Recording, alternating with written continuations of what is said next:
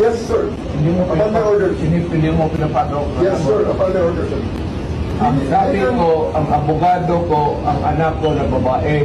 They can visit you at your detention center, sir. Hindi nila ako pinapapasok dito sa airbase.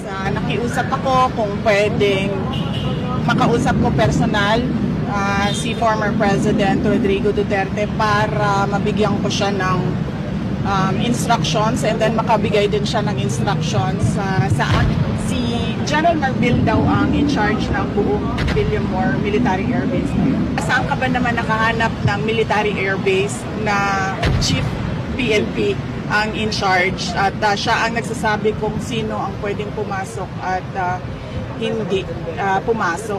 But you are the second highest official dito sa ating bansa. Pero parang pamumulitika po ito, sa tingin niyo? Alright, oo.